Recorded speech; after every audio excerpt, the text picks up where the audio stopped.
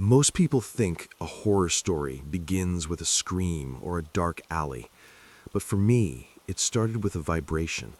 Just a small, rhythmic buzz against my thigh in the middle of a crowded theater. At 16, you think you're invincible. You think that being the responsible older sister means knowing which movies you can sneak into and which back roads lead to the best views in Illinois. But looking back at December 5th, I realized that every normal choice we made that morning was actually a step deeper into a trap that had been set hours before we even woke up. My sister Kate is 15, and in that annoying way sisters do, she's always been my shadow. We live in a part of Illinois where the trees outnumber the people, a place where the wind through the deforestation sites sounds like a low whistle. Our dad worked for one of those groups, clearing land about 30 minutes from our front door. It was a job that kept him in the deep brush, away from cell towers and civilization. That's an important detail because in the woods, silence isn't just a lack of noise, it's a lack of help.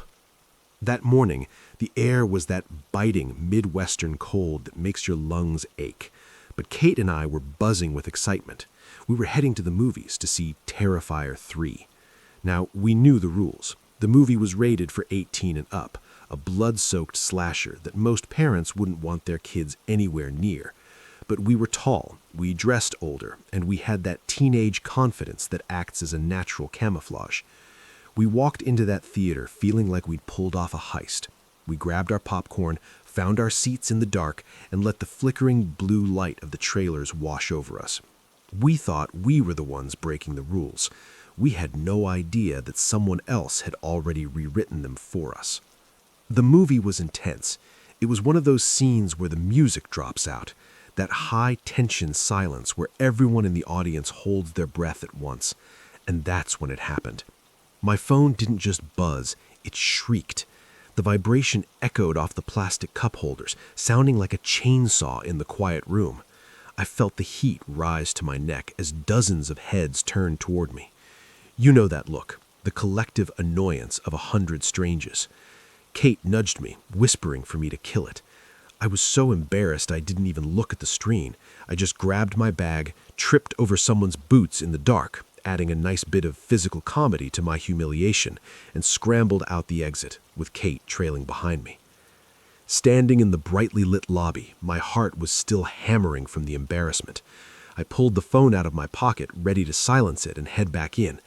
But the screen stopped me cold. It was a missed call from my dad. That was weird. Dad never calls during work hours unless it's an emergency, especially since he's usually in a dead zone. Before I could even process the call, a text message popped up. It read, "Hey, would you mind bringing me some lunch since the small cafe in the woods is shut today?"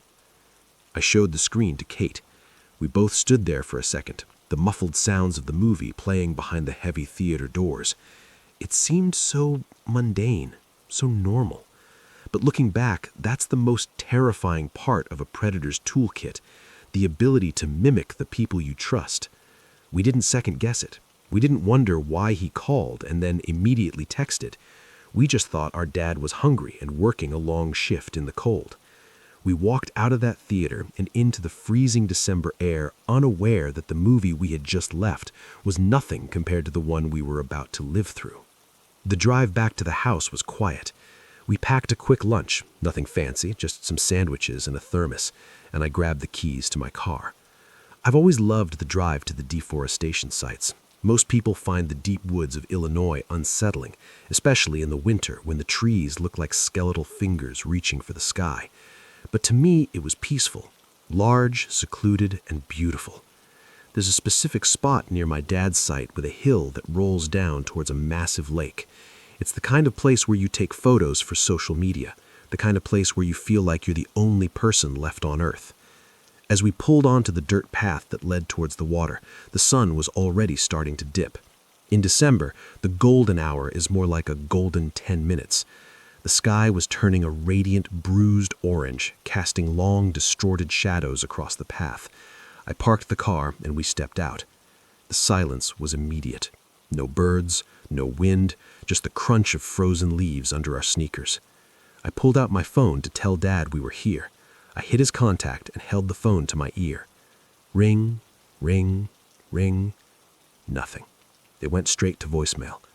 I looked at Kate, and for the first time that day, a tiny spark of unease flickered in my chest. He's probably just in a bad spot, I said, mostly to convince myself. But if he was in a bad spot, how could he call me at the theater? How could he send that text message? I decided to message him instead. We're at the woods. Where are you? I stared at the screen. My thumb hovered over the glass, and then those 3 little gray dots appeared. The typing bubble. Someone was on the other end, watching the screen, waiting for me. My dad was typing. The relief I felt in that moment was so huge that it completely blinded me to the reality of the situation. The message popped up.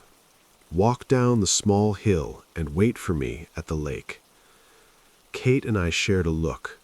It was getting colder, and the orange glow of the sunset was fading into a deep, hollow purple. But we followed the instructions. We started walking down the slope, the lunch bag swinging in my hand. Down there, by the water, there's a small wooden deck, and sitting on that deck, with his back to us, was a man. He was wearing a dark hoodie, the hood pulled up high over his head. He was sitting perfectly still, staring out at the black water of the lake. From this distance, in the fading light, it looked exactly like my dad. Same build, same jacket. We slowed our pace as we got closer. "Dad?" I called out. The man didn't move. He didn't turn around. He didn't even acknowledge that 2 teenage girls were standing 20 feet behind him in the middle of a deserted forest. The silence of the woods suddenly felt heavy, like it was pressing against my eardrums. Kate stepped closer to me, her hand gripping my sleeve. "Ember," she whispered, "something's wrong." She was right. Something was very, very wrong. But I was the older sister. I was the one who was supposed to be in charge. I took a deep breath, stepped onto the wooden planks of the deck, and reached out. I wanted to believe it was just a joke, or that he was wearing headphones. I reached out and pulled the hood back. The man who turned around was not my father. The moment that hood fell back, time didn't just slow down, it curdled. You know that feeling when you realize you've made a mistake so profound that your brain refuses to process it? I was looking at a face that had no business being in my father's clothes, sitting in my father's favorite spot. This man was a stranger, but he didn't have the look of someone who was lost or confused. His eyes were wide, bloodshot, and fixed directly on mine with a terrifying intensity. But it wasn't just his face, it was what he was holding. In his right hand, he was gripping my dad's phone. He didn't hide it, he didn't tuck it away. Instead, he began to wave it back and forth in the air like a trophy, a manic, jagged motion that made the screen light up in the deepening twilight. And then he smiled. It wasn't a normal smile, it was a wide, toothy grin that didn't reach his eyes, the kind of look someone gives you when they've been waiting a very long time for you to arrive. He was happy. He was delighted by the fact that we were paralyzed with fear. I felt Kate's fingers dig into my arms so hard it left bruises. Her breath was coming in short, jagged gasps. My mind was racing, trying to find a logical explanation. Maybe he found the phone. Maybe he was a coworker. I blurted out the first thing that came to my mind, my voice cracking in the cold air. "Why do you have my dad's phone? Where is he?" The man didn't answer. He didn't say a word. He just kept that fixed, predatory grin on his face while he slowly stood up from the deck. He was taller than he looked sitting down. As he rose, the silence of the woods seemed to amplify the sound of the water lapping against the wood. Then, without a warning, without a sound, the stillness broke. He lunged. It was a sudden, violent movement towards Kate. He reached out with a hand that looked rough and calloused, grabbing her forearm with a grip that made her shriek. That sound, the sound of my little sister screaming in genuine terror, is what finally snapped my brain out of its frozen state. Adrenaline is a hell of a drug. It's like a cold shock of electricity that overrides every doubt in your body. I didn't think about his height or the fact that he might have a weapon. I just grabbed Kate's other arm and yanked with everything I had. I'm not a big person, but in that moment, I felt like I could have moved a mountain. I ripped her away from his grasp, and before he could reset his footing, I screamed one word: run. We didn't just run, we flew. We scrambled back up that hill, our feet slipping on the frozen mud and dead leaves. I've never been a track star, but I felt like my feet weren't even touching the ground. Behind us, the sounds of the chase began, the heavy, rhythmic thud, thud, thud of boots hitting the earth. He wasn't calling out to us. He wasn't telling us to stop. He was just breathing, loud, heavy rasps that seemed to be getting closer with every second. "Don't look back," I yelled at Kate. I knew that if I turned around and saw how close he actually was, my legs might give out. The woods that felt so peaceful 30 minutes ago now felt like a labyrinth designed to trap us. Every branch felt like a hand reaching out to trip us. Every shadow looked like another man waiting in the brush. My lungs were burning, the freezing air feeling like shards of glass in my chest. But the sound of those footsteps behind me kept me moving. We finally broke through the tree line and saw the car. It was sitting there like a lighthouse in the dark. I fumbled for my keys in my pocket, my hands shaking so violently I almost dropped them. I hit the unlock button, the chirp of the car's horn sounding like the most beautiful noise I had ever heard. We dove inside. I slammed the door shut and hit the lock button so hard I thought the plastic would snap. Click. The sound of the doors locking was followed by a split second of silence. Then a face appeared in my side window. It was him. He was right there, his nose almost touching the glass, that same vacant, terrifying smile plastered across his face. He didn't try to break the window. He didn't grab the handle. He just stared at me for a heartbeat. And then he did something that made no sense at the time. He crouched down. He dropped out of sight, disappearing below the line of the door. I didn't wait to see why. I slammed the car into reverse, the tires spitting gravel as I backed out of the clearing. I didn't care about the paint or the transmission. I just needed distance. I swung the car around and floored it down the dirt road, my eyes glued to the rearview mirror, expecting to see him standing there. But the road was empty. The woods were dark. He was gone. Or so I thought. The drive home was a blur of tears and shaking hands. Kate was sobbing in the passenger seat, checking her arm where he had grabbed her. When we finally pulled into our driveway, I saw the lights of the house were on. My dad's truck was there. My mom's car was there. We burst through the front door, panting, crying, and incoherent. My dad was in the kitchen, looking confused and frustrated. Before he could even ask why we were home so early, we dumped the whole story on him. The movies, the text, the man at the lake, the chase. As I spoke, the color drained from my dad's face. He told us he had been home for the last hour. He said his phone had been stolen while he was working at the deforestation site. It had been sitting in his truck, and when he went to check it during his break, it was gone. He had assumed it was just a random theft and decided to head home early to figure out how to track it. He hadn't sent those texts. He hadn't called me. The realization hit me like a physical blow. That man had been using my dad's identity to lure his daughters into the most secluded part of the woods he could find. My dad immediately called the police. They were able to use the IMEI number to track the device, and sure enough, the signal led them right back to that wooden deck by the lake. The phone was sitting there, right where the man had been. But the man himself, he was nowhere to be found. The police returned the phone to my dad and told us they'd keep an eye out, but they weren't exactly hopeful. To them, it was a phone theft with a confrontation. They said since we weren't hurt and the property was recovered, there wasn't much more they could do. I remember sitting in my room that night, trying to stop my hands from shaking. I felt a deep, gnawing sense of guilt. I was the oldest sister. I should have known. I should have called him back instead of just texting. I should have seen the red flags. But eventually, the exhaustion took over. I thought the nightmare was over. I thought that by coming home, we had escaped. I didn't realize that the man crouching by my car wasn't hiding from me. He was busy. And he was just getting started. By 11 p.m., the house had finally settled into a fragile, artificial silence. My parents had double-checked every lock on the ground floor, twice. They'd looked into the backyard with flashlights, seeing nothing but the usual Illinois fog rolling over the grass. We were safe. That was the mantra. We were inside, The doors were dead-bolted, and the monster from the woods was miles away, probably looking for his next victim somewhere else. I couldn't sleep. Every time I closed my eyes, I saw that wide, toothless grin and the way he waved the phone. To calm my nerves, I retreated into the one thing that felt normal, my bedroom. I kept the lights off, not wanting to face the reality of the room, and turned on the TV. I figured a mindless sitcom or a bright, colorful cartoon would drown out the memory of the lake.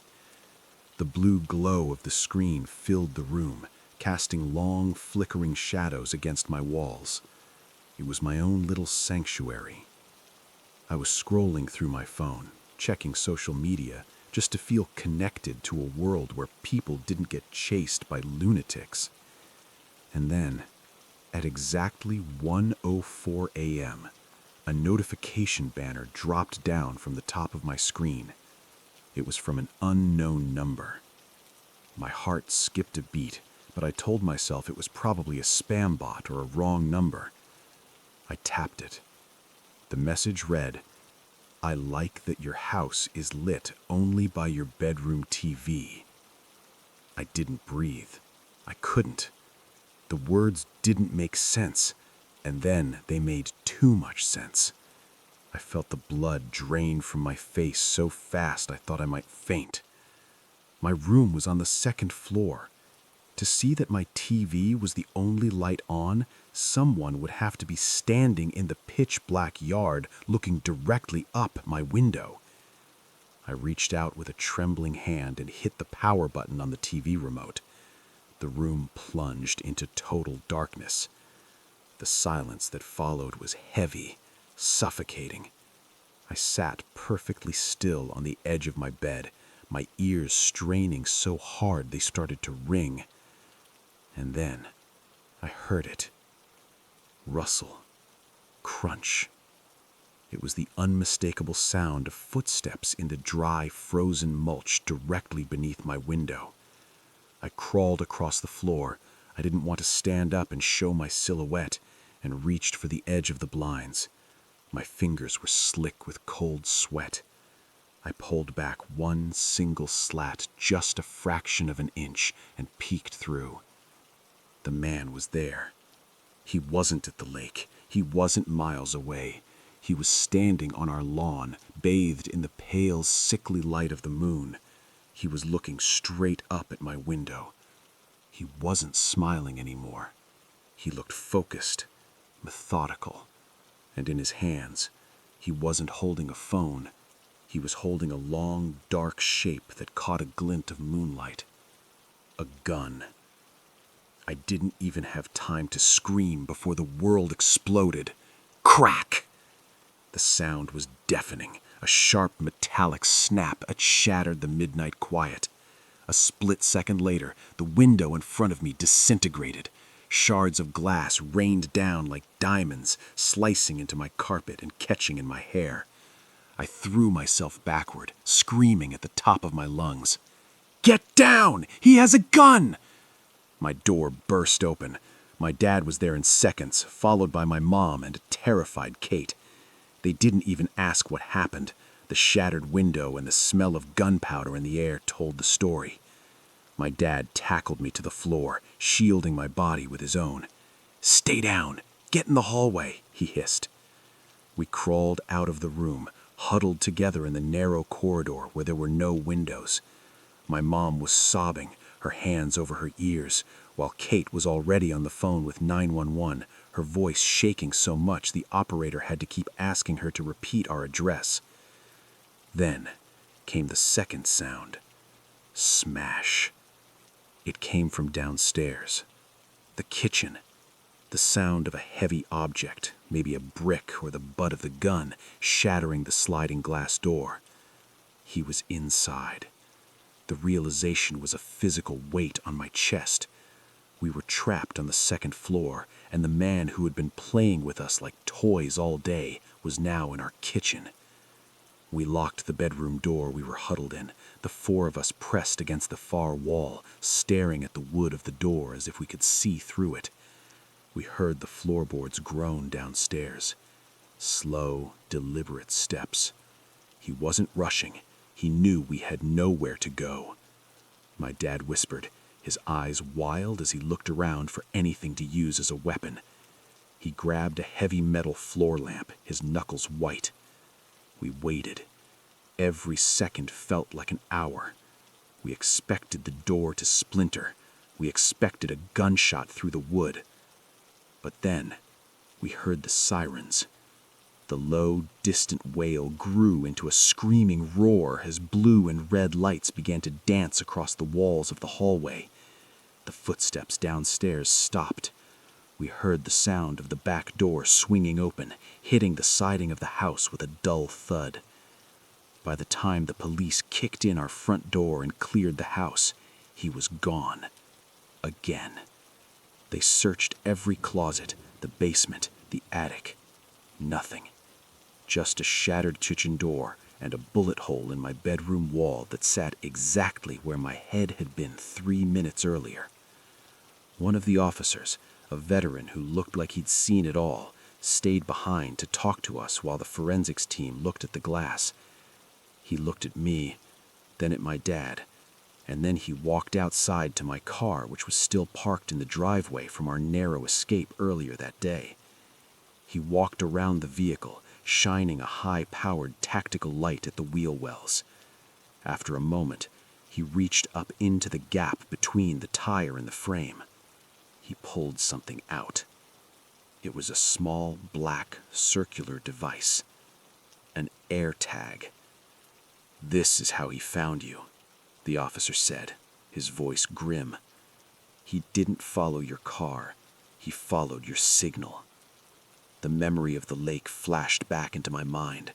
The man on the dock, the chase, and most importantly, the moment I reached the car and saw his face in the window.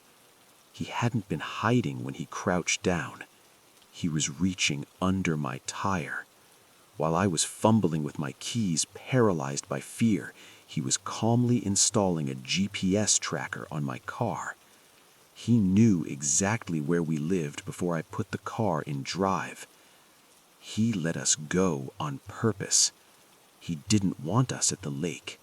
He wanted to see where we slept. The discovery of that small plastic disc felt more invasive than the bullet in my wall. It was the ultimate betrayal of the technology we carry every day. That AirTag, no bigger than a coin, had turned my own car into a beacon for a predator. The police explained that by the time my phone would have sent me a displaced AirTag notification, the man was likely already sitting at the edge of our property, watching the lights go out. He didn't need to follow us through traffic or risk being seen on highway cameras. He just sat back and watched a little pulsing dot on his screen move directly to our front door. The weeks that followed weren't a return to normal. There is no normal after you've seen a stranger smile through a shattered window. My dad turned the house into a fortress. We installed motion sensor floodlights that turned the yard into high noon at the slightest rustle of a squirrel. We added security cameras with facial recognition and reinforced the glass on the ground floor with shatterproof film. But every time the lights tripped or a notification popped up on my phone, my heart would stop. I would find myself staring at the unknown caller or private number texts with a physical sense of nausea. The investigation eventually went cold. They ran prints on the phone found at the lake and the AirTag, but the man was a ghost. He wasn't in any database. He hadn't left behind DNA that matched any known criminals. It was as if he had stepped out of the woods specifically for us and dissolved back into the shadows the moment the sirens got too close. The most haunting part for the investigators was the premeditation. This wasn't a crime of opportunity. He had stolen my dad's phone hours before we arrived, waited for the perfect moment to text us, and had the AirTag ready in his pocket. He had a plan, and we were the target. I still struggle with the guilt of that day. As the older sister, I was supposed to be the shield. I look at Kate sometimes, and I see her flinch when a door slams too hard, or when she hears footsteps on the stairs. I see the way she checks the back seat of the car every single time she gets in. I feel stupid for not seeing the red flags, The weirdly formal text, the lack of a voice on the other end of the phone, the way the man crouched by my car. I thought I was being brave by pulling her away, but I was just playing into his next move. We eventually moved away from that house in Illinois. My parents couldn't stand at the sight of the repaired kitchen door or the patch in the drywall where the bullet had lodged. We moved to a busier area, a place with more neighbors and fewer trees. But the woods still haunt my dreams. Sometimes I'll be scrolling through my phone and I'll see those 3 little gray dots, someone is typing, and I'll feel that cold, familiar dread. Who is on the other side? Is it a friend?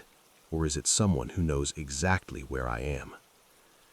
The reality of the world we live in is that our digital footprints are deeper than the ones we leave in the mud. We think we're safe because we've locked our doors, but we're carrying trackers in our pockets and broadcast signals from our dashboards. This experience taught me that predators don't always look like monsters in a movie. Sometimes they look like a notification on your screen. They use our trust, our family, and our technology against us. If there's one thing I want you to take away from my story, it's this. Trust your gut, not your screen. If someone doesn't answer the phone but keeps texting, be suspicious. If someone is acting strange in a secluded place, don't wait to see what they do next. And for heaven's sake, check your wheel wells. You never know who might be hitching a ride on your sense of security. The man who attacked us was never found. He's still out there, maybe in another part of Illinois, maybe in your town. He might have a new phone, a new plan, and a new set of targets. All I know is that I'll never go back to the woods, and I'll never look at a normal text message the same way again. Because sometimes the person on the other end isn't the one you think it is. They're just waiting for you to come home.